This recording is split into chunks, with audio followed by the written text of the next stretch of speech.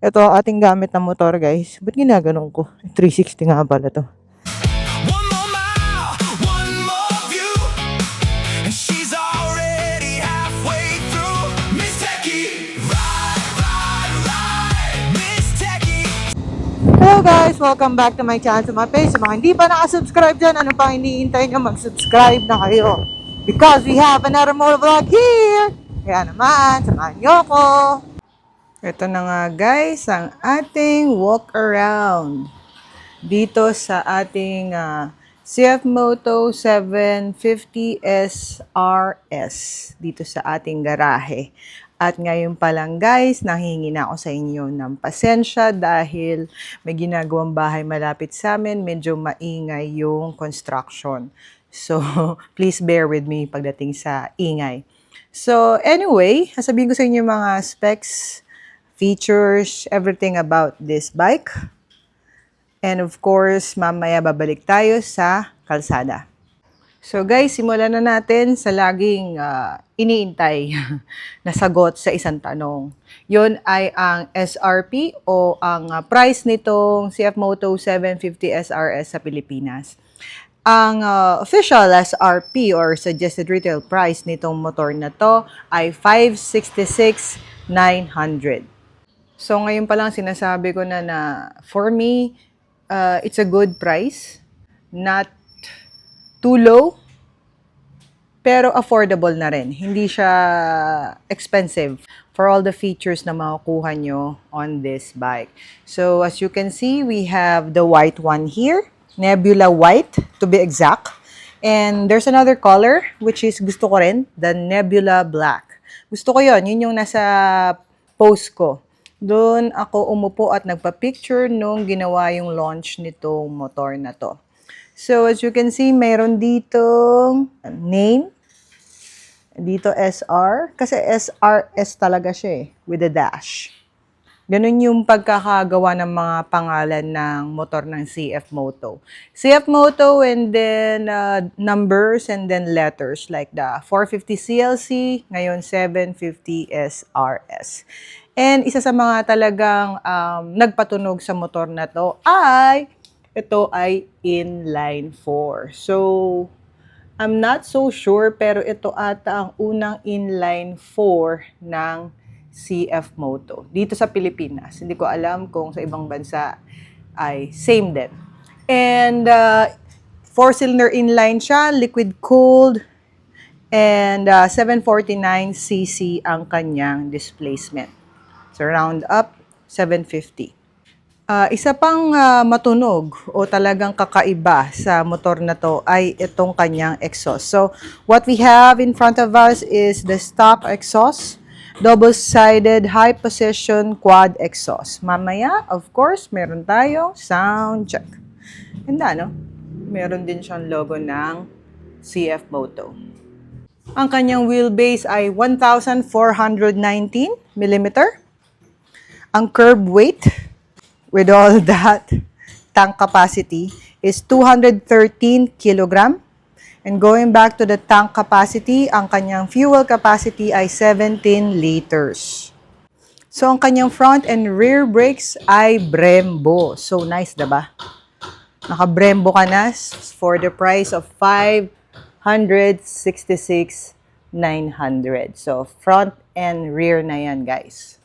Itong ating front and rear suspension naman ay KYB. So, hindi talaga tinipid itong ating 750 SRS. And I always, tulad ng mga sinasabi ko sa ibang vlogs ko or sa mga lumang vlogs ko, gusto ko pag gold yung forks, no? Ganda, lakas makasosyal, lakas makamamahalin itsura sa big bike. Ang kanyang rims ay aluminum alloy. Wait, can you see it here? Ang ganda rin ng design nung sa rear, no? Tapos, ang front tire may sukat na 120 by 70.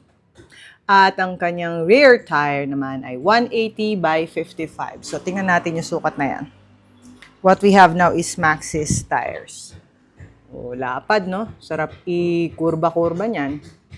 Itong motor na to, guys, just like the other, not all, just like the other CF Moto bikes, meron itong T-box, which is optional. As far as I know, mag-a-add ka lang ng konti for the T-box. So, T-box is an upgrade para mas maging high-tech pa tong motor nyo. Meron din ito sa Aura, sa 450 CLC, and I believe sa iba pang line ng CF Moto bikes. At speaking of para maging high-tech, meron itong app para makonect mo yung iyong display sa iyong cellphone. Yung CF Moto Ride app yun. Pagdating sa display guys, pasensya na kayo at meron pa siyang, wait, pwede ko kayong tanggalin yan CF Moto. Baka magalit ang CF Moto sa atin pag tinanggal ko yan. Pero gusto ko sana makita kung gaano kaganda yung display niya. Ang size kasi niyang TFT display na yan ay 6.2 inches. Tapos, meron na rin siyang NFC connection. Kasi guys, mamaya, papakita ko sa inyo kung saan papasok yung NFC. Of course, meron siyang ABS, may cornering ABS, merong traction control, may cornering traction control. So, ang ating 750 SRS ay meron na rin quick shift. Na-test na natin yan nung inuwi natin. Very smooth. Tapos, ang kanyang seat height is 805 mm. So, mamaya papakita ko sa inyo through a video kung gaano ka-tiptoe. Tiptoe to siya, pero for me, hindi naman sobra. Sakto lang. Madali naman i-manage yung 805 mm na seat height. Of course, meron siyang steering damper and naka-slipper clutch na din. Ito yung kanyang damper. On paper guys, sabi nila itong ating motor ay mayroong 110 to 111.5 na horsepower. At sabi rin sa papel, ang maximum speed na pwede mong magawa sa motor na to ay 230 km per hour. Magagawa ba natin yon? Hindi ko alam. Kasi alam nyo naman, ang kalsada natin, bukod sa bawal gawin yon is hindi kagandahan. So, of course, magandang gawin yon sa track. Sa mga nakapag-track dyan, comment naman kayo kung ano yung maximum speed na nagawa nyo sa motor na to. Isa sa mga gusto ko guys dito is the spoiler no? Lakas dating nung spoiler, lalo pag sport bike. Any sport bike, pag may spoiler, lakas makadating. Lalo kasi siyang lumalapad, so very aggressive yung itsura niya. Ganda ng side mirror guys. May integrated lights. Of course, ang kanyang windshield, yuko ka lang, para hindi ka madrag ng hangin. So, going back here, yan ang ating buttons. Yan. At as you can see, there are so many ways to access this, pero ito yung pinakamadali. Using, wait, asan ba? Asa bulsa ko eh. Using our key fob. Ayun, NFC dito. Tapos dito ay may nakasulat na. Ayan, CF Moto. So, how to turn this on using the key fob? So, wala na siya talagang access to the physical key. Makikita nyo dito, NFC. So, itatap nyo lang. Tumunog na. And, nakita na yung ating display. Ayan, oh, ganda, diba? Ganda ng ating display. All the information you need to see, nandito. Ating fuel, temperature, ating gearing, naka-side stand daw tayo. And ang tinakbo nito, by accessing this, natin. O yun, 923 pa lang ang odo. So many things to see. Click nyo like set. Yan, makikita nyo na yung mga settings na kailangan nyo. Ito yung sinasabi kong app na kailangan nyo. So we have here time, everything about the vehicle, the traction control, yan, quick shift. So you can turn it on, turn it off. And Bluetooth connection, of course. Yan. So, click mo lang back para bumalik sa ating default display. Ngayon na naka-on tayo, guys, paano ba i-off itong motor na to? The same way you turned it on. Just put the NFC tag there, and there it is. Off na yung ating motor. There are 4 ways, sabi sa papel or written, is of course yung NFC, and then yung password. Pwede mo siyang gawa ng password, and then you'll just have to input the password pag i-on mo siya, and the Bluetooth connection pag na-setup nyo na, and the CF Moto app. So, saying all those things, para pala siyang CF Moto Aura 150. Kasi, ganun din yun eh. Nung quick review rin ako ng CF Moto Aura, ganun din ang nabasa ko na merong other ways bukod sa NFC to access the motorcycle. But of course, nasa na yan. Ang pinakamadali for me is the NFC. Iba pa rin yung may dala kang physical key fob. Wala kang iisipin code. Wala kang mamamaling input, diba? But if ever lang na makalimutan mo, maganda na merong ibang ways to access our bike. So, punta naman tayo sa pinaka-iintay nyong sound check.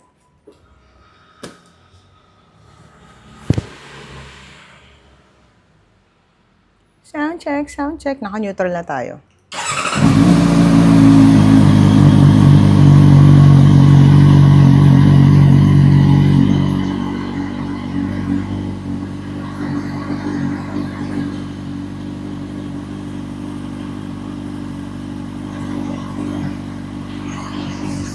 Lalapit ko yung mic. Not too much.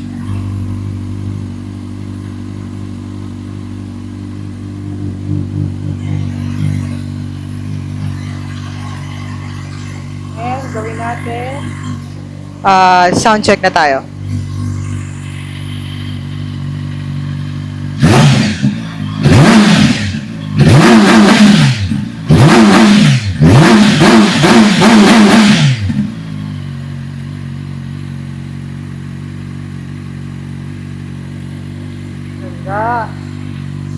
Ganda ng tunog, guys. So, yun lang, guys. Balik na tayo sa kalsada para naman sa masasabi ko personally about this CF Moto 750 SRS. So, early morning of Thursday. Dahil tayo ay pupunta sa Marilake. Kaya tayo nag-ride ng Thursday.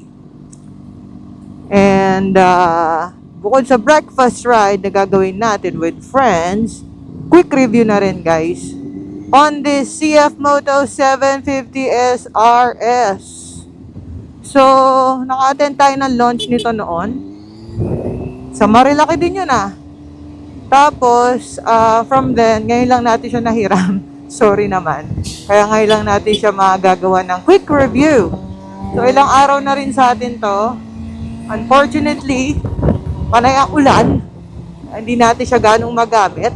Pero I think enough naman yung riding experience ko with this to give my info or my insights about this bike. Una-una, hindi siya mainit. Sanay tayo sa mainit na bike. Kaya it's a welcome thing na hindi siya mainit. So, mamaya pala mapakita ko sa inyo yung pagka-tiptoe niya. Hindi sobrang tiptoe. And at the same time, di kasi for me hindi sobrang bigat ng bike. May mga nababasa ako online na mabigat daw siya kumpara sa mga kalaban niya. Pero for me, hindi siya mabigat. Mukha siyang mabigat dahil ang laki niyan tignan, pero hindi siya mabigat.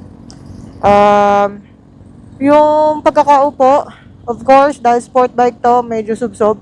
Pero hindi nakaliyad yung puwet. I've experienced before sa mga sport bike na kailangan talaga medyo skill ka na kasi yung posisyon ng upo mo iba. Nakaliyad yung puwet or nakataas yung puwet. Tapos,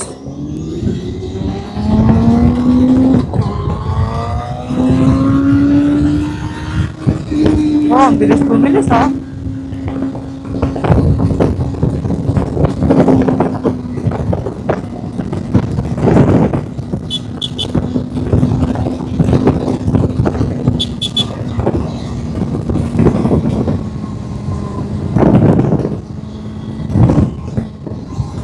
Okay din siya sa lubak, guys. Puro lubak doon. Grabe lubak doon.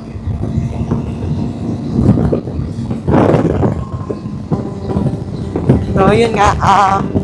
Hindi masyadong aggressive yung upo kumpara sa ibang sport bike. Paano? Ano pa ba? The buttons for me are placed well. Meaning, madali siyang pindutin. Very accessible habang nagra-ride ka.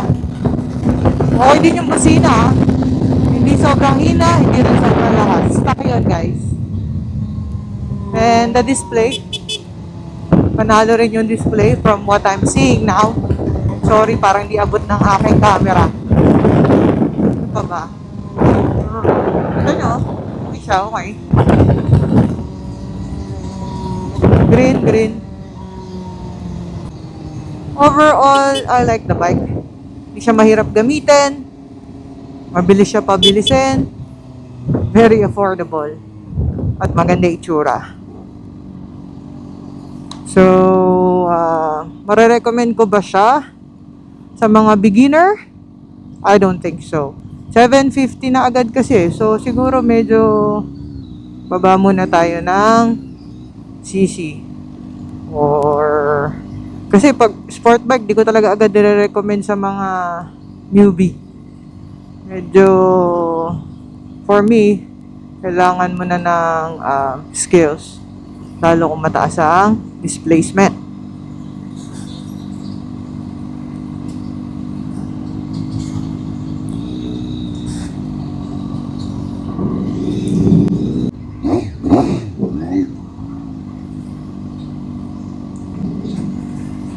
Sa traffic, guys, ito, traffic. Okay naman siya. Dali naman siyang gamitin. Hindi naman nakakailang. Lalo kung saan yun sa traffic. I love the brake. Malakas naman ang kapit ng brake. So, ano pa ba sabi ko? The windshield. Okay naman siya, I think. Hindi ko pa siya nagamit ang sobrang bilis na diretso. So, hindi ko pa na-experience sa kailangan ko yung muko. Pero I think may tulong siya. I love the accent pagdating sa handlebar. Yung mga gold. Kita rito yung gold fork. Green na ba? Madali lang din i-adjust yung side mirrors.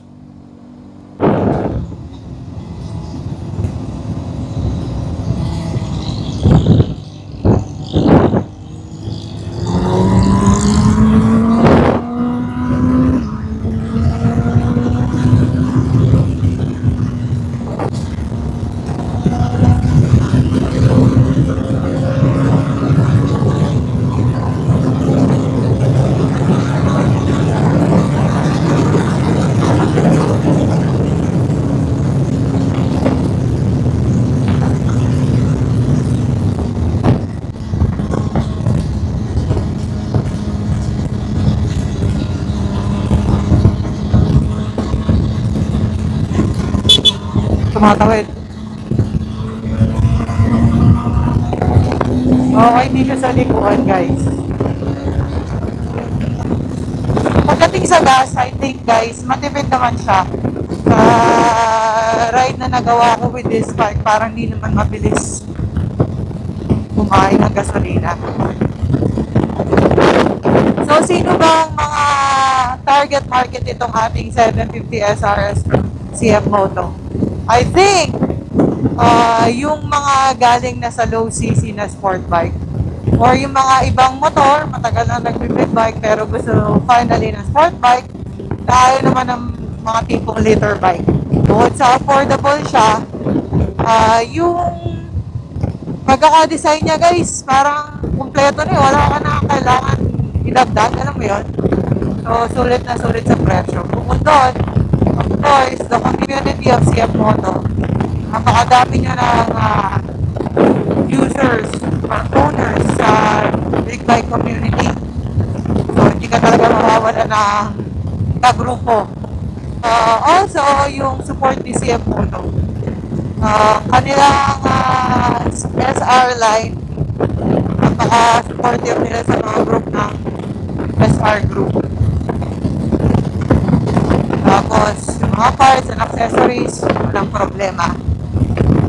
Back for the talk, itong motor na to. I think kailangan sabi ko, dating sa CF Moto 750 SRS.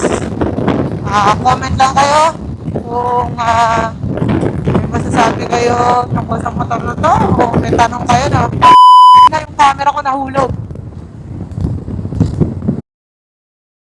One eternity later. Hi guys! So ngayon, nandito tayo ngayon sa Lanay by Annabelle. Tama ba? Sa may Sampaloc sa Tanay. Dito tayo nag-breakfast ride with friends. And ito yung CF Moto 750 SRS. Yung ating Insta X5, Insta 360 X5 kanina na laglag sa may expressway, kaya hindi na putol doon yung video natin. Instead, dito ko na lang tatapusin yung video natin. Pero bago yun, papakita ko muna sa inyo kung gaano kataas itong ating motor. So, naka-riding boots tayo, pero hindi siya elevated, hindi siya sobrang taas. Sakto lang. Yan. Medyo tiptoe lang siya, as you can see. Hindi naman mahirap. Very manageable pa rin yung motor, lalo kung sanay ka naman sa matataas na big bag. Anyway guys, yun lang. I hope you like this video. Pasensya na ako naputol yung video natin kanina sa expressway. I also hope na makita ko kayo sa next videos natin. Sa mga hindi pa naka-follow dyan sa aking Instagram, TikTok, Facebook page, punta na rin kayo doon kasi meron tayo doon mga content na wala dito sa ating YouTube channel. But of course, don't forget to like this video, leave a comment, and subscribe sa ating channel. Yun lang mga kateki. Bye-bye! Techie, ride, ride, ride.